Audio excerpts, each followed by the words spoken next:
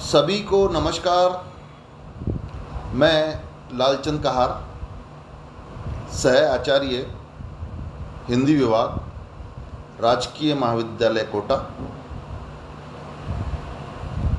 आज का ये व्याख्यान कोटा विश्वविद्यालय कोटा के बीए भाग प्रथम, बीकॉम भाग प्रथम और बीएससी भाग प्रथम के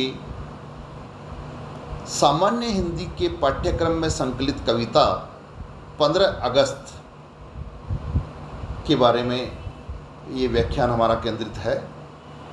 इसमें हम कवि के बारे में बात करेंगे, कविता की पृष्ठभूमि के बारे में बात करेंगे, कविता के मूल प्रतिपाद्य के बारे में बात करेंगे और अंत में कविता के सारांश के बारे में भी बात करेंगे। कवि गिरिजा कुमार माथुर स्वाधीनता आंदोलन एवं स्वतंत्रता के समय के संवेदनशील कवि माने जाते हैं। ये इस दौर में देशवासियों को स्वतंत्रता की प्रेरणा देने वाली कविताएं की रचना करके उनको इस आंदोलन में बढ़ चढ़ के भाग लेने के लिए हमेशा प्रेरित करते रहे और देश प्रेम की भावनाएं देशवासियों के मन में बनी रहे, इसके लिए इनका रचनाक्रम हमेशा होता रहा। उन्होंने हिंदी साहित्य में एक कवि के रूप में अपनी अमिट छाप भी छोड़ी है। एक अच्छे कवि, एक बड़े कवि के रूप में ये हिंदी साहित्य के इतिहास में इनका नाम प्रसिद्ध है। आपने आकाशवाणी, ऑल इंडिया रेडियो, विविध भारती सेवा के माध्यम से हिंदी की बहुत सारी सेवा की है और ये उन्होंने पूरा जीवन हिंदी की सेवा करने में ही अपने आप को लगा दिया। ये वर्तमान को जांचने वाले और भविष्य के दृष्टा कवि थे, साथ ही परिस्थितियों को यथार्थ की आंखों से देखने वाले साहित्यकार भी थे। आदर्श और कल्पना की उड़ान पर भरोसा नहीं करते थे, इसीलिए वे मानकर चलते थे कि हमारा देश देशवासियों के त्याग और बलिदान से 14 अगस्त 1947 की रात 12 बजे के बाद अर्थात 15 अगस्त 1947 को आज़ाद हो गए। इस स्वतंत्रता का जश्न तो मना रहे हैं, लेकिन अभी भी देश के सामने समस्याएं कम नहीं हैं। कई तरह की समस्याएं और चुनौतियां हैं। वर्षों तक गुलामी और शोषण का शिकार होने के कारण देश की नींव कमज़ोर हो गई है। देश को विकास के पथ पर आगे बढ़ने के लिए हमें ठीक वैसा ही देश के प्रति त्याग और समर्पण की भावना से काम करना होगा जैसे हमारे स्वतंत्रता सेनानियों ने देश की आज़ादी के लिए किया। दूसरी बात यह है कि देश में आंतरिक और बाह्य सुरक्षा के लिए भारतीय जनता, जनमानस, सैनिकों, पहरेदारों, सुरक्षा करने वालों को भी सावधान रहना होगा, तभी हम हमारी आज़ादी की रक्षा कर पाएंगे। देश की आज़ादी कायम रखने और आगे बढ़ने के लिए सभी तरह के अवसर उपलब्ध हो गए हैं, लेकिन हमें यह भी नहीं भूलना चाहिए कि स्वतंत्रता का ये मात्र प्रथम सोपान है। हमें देश की वास्तविक स्वतंत्रता के लिए वास्तविक लोकतंत्र यानी सामाजिक लोकतंत्र स्थापित और विकास के लिए न केवल सजग और जागृत रहना होगा, अपितु इसके लिए कर्मशील बनकर काम भी करना होगा। हमें निश्चिंत बनकर नहीं रहना है। देश को आज़ाद होने के बाद देश के विकास के लिए समस्त बंधन खत्म हो गए हैं। इस बात को भी हमें ध्यान में रखना है कि हमें जो कुछ करना है देश के विकास का काम, वो हमें ही करना है, कोई और नहीं आने वाला। कवि गिरिजा कुमार माथुर आगे कहते हैं कि सभी दिशाओं के द्वार देश के लिए खुल गए हैं, लेकिन देशवासियों की देश सेवा के लिए ठीक उसी तरह अडिग और अचल रहना है जिस प्रकार हमारे स्वतंत्रता सेनानी, हमारे सैनिकों ने, हमारे देशभक्तों ने आज़ादी के लिए अडिग रहे। जिस प्रकार खुली हवा में जलते दीपकों को अविचल और अडिग रहना होता है, प्रकाशमान रहना होता है, कभी भी मानकर यही चलता है कि हमने स्वतंत्रता रूपी स्वर्ग को प्राप्त तो कर लिया है, लेकिन अभी स्वर्ग का पहला ही चरण है, पूरी तरह स्वर्ग प्राप्त नहीं किया है। हमारी लक्षित मंजिल का पहला ही किनारा हमारे हाथ लगा है, हम पूरी मंजिल को प्राप्त नहीं है।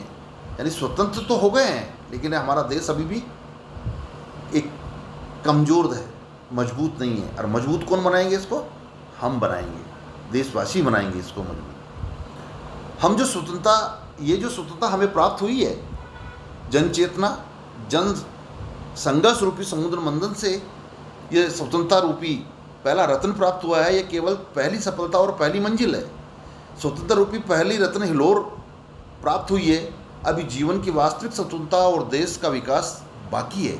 यानी कि हम इस स्वतंत्रता को ही सब कुछ मान के नहीं बैठे हैं, अभी हमें इसके लिए बहुत काम करने हैं। इसलिए हमें सजग होना है और काम करना है, कर्म पथ पे बढ़ना है।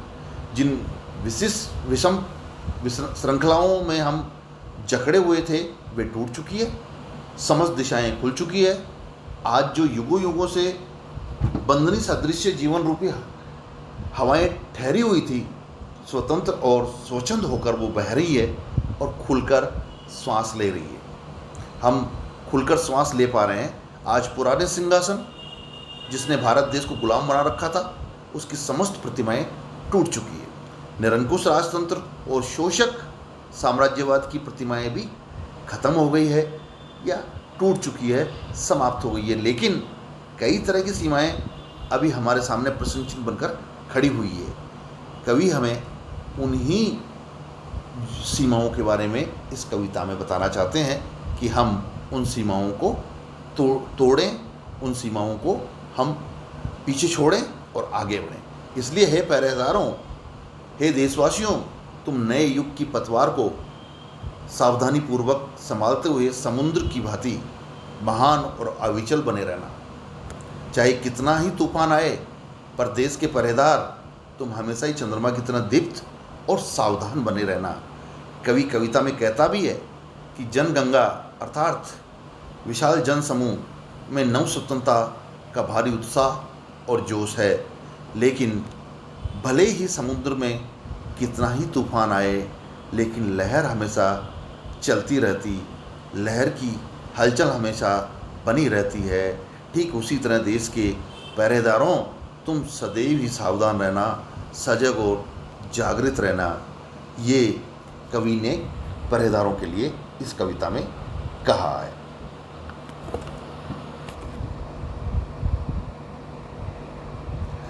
कवि गिरिजा कुमार माथुर ये भी मानकर चलते हैं और यथार्थ को समझते हैं कि हमारा घर कई कारणों से कमज़ोर है, कई तरह की दिक्कतें हैं, समस्याएं हमारे सामने हैं, लेकिन इतना अवश्य है कि ये भारत का नया भविष्य है, नया युग है।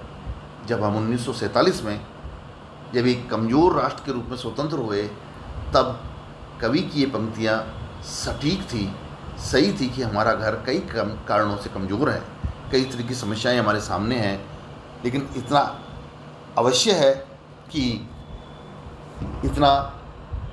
है कि ये भारत का नया भविष्य है, नया युग है, भारत की नई जिंदगी है, भारत के लिए नए युग की शुरुआत है, जिसमें भारतवासियों के लिए नई जिंदगी, नया जीवन आ रहा है। नए जीवन और ज़िंदगी का विश्वास अमर और अटल है, उसमें कोई निराशा नहीं है। हम आशा से भरपूर हैं। आशा हमेशा जीवन को आगे की ओर ले जाती है, विकास की ओर ले जाती है। जिसके पास आशा है वो ही सफलता को प्राप्त करता है। इसीलिए स्वतंत्रता के बाद देश को तोड़ने वाली कुछ समस्याएं भी हमारे यहाँ पनपी। आतंकवाद पनपा, क्षेत्रवाद पनपा, अलग अलग क्षेत्र के लोग स्वतंत्र होना चाहते हैं। जातिवाद भी पनपा, जातिवाद समकालीन दौर में भी देखा जा सकता है।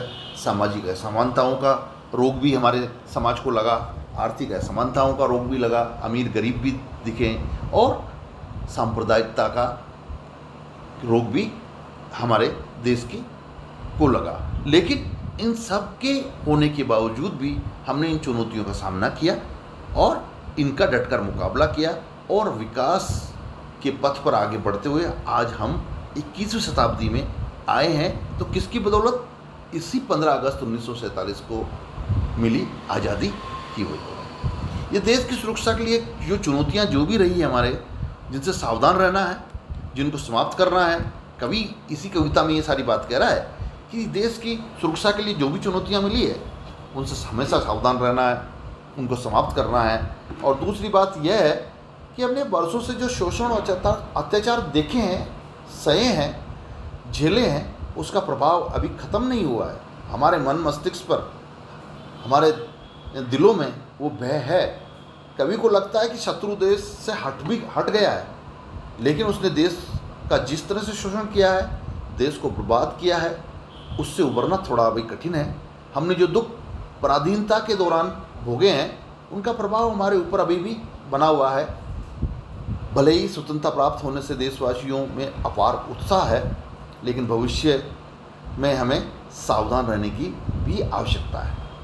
कवि को इस बात का भी आभास है कि ज्ञान है कि देश, समाज और व्यक्ति शोषण के कारण मृत और अभावग्रस्त हो गया है। अभी हमें जीवन की समृद्धि और देश के नवनिर्माण के लिए बहुत कुछ करना है। हमारी आकांक्षा केवल अंग्रेजों को बाहर निकालने तक ही सीमित नहीं है, देश को पुनः विकास के मार्ग पर लाना है। देश में लोकतंत्र स्थापित हो गया है, राजनीतिक दृष्टि से देश स्वतंत्र हो गया है, लेकिन सामाजिक लोकतांत्रिक स्थापित होना अभी शेष है। अभी भी देश की सीमाओं की सुरक्षा का प्रश्न हमारे सामने खड़ा हुआ है। ये सारी बातें कवि ने जिस समय इस कविता की रचना की, उस समय को दृष्टिगत रखते हुए ये बात कही थी। लेकिन जिन जिन समस्याओं के बारे में कवि ने उस समय इशारा किया था, आज भी वो उनमें से कुछ समस्याएं हमारे सामने हैं। लेकिन समस्या तो आती रहती है, समस्याओं का हम मुकाबला करते रहेंगे, कठिनाइयाँ आती रहेगी, राह में रोड़े आते रहेंगे, और हम हमेशा उन कठिनाइयों को जीतेंगे, आगे बढ़ेंगे, और इस प्रकार हम उन पे विजय भी प्राप्त करेंगे। इस 15 अगस्त कविता में कवि गिरिजा कुमार माथुर भी हमें यही बात कह रहे हैं कि हम आज़ादी प्राप्त होने के बाद उत्साह में भरकर हमारे कर्म पथ को न भूलें। हमें देश को, समाज को और देशवासियों को, सभी को विकास के पथ पर आगे बढ़ाना है, और हमारा देश दुनिया में अपना एक मुकाम बनाए, अपनी एक पहचान बनाए, और उस पहचान के साथ भारत का नाम पूरी दुनिया जाने समझे कि 75 वर्ष पहले हमारा देश हमारे देश को आज़ादी प्राप्त हुई, और उस आज़ादी के 75 सालों में हमने कहाँ से कहाँ तक की विकास की यात्रा कर ली है। समस्याएं हर दौर में आई थी, इस दौर में भी आती रहेगी, और हम उन समस्याओं को जीतते रहेंगे, पार पाते रहेंगे। तो ये थी आज 15 अगस्त कविता, इसकी पृष्ठभूमि, 15 अगस्त कविता का मूल प्रतिपाद्य और इसका सारांश। मैं आशा करता हूँ कि इस व्याख्यान को सुनने के बाद आप लोग इस कविता के मूल प्रतिपाद्य को समझ पाएंगे, ऐसे मेरा विश्वास है। आज का ये व्याख्यान मैं यहीं पूरा करता हूँ, और इस व्याख्यान के बाद हम किसी नए विषय पर किसी अगले व्याख्यान में हम फिर मिलेंगे। तब तक मैं आप सभी लोगों से इजाज़त चाहता हूँ। तो एक बार फिर सभी को मेरा नमस्कार।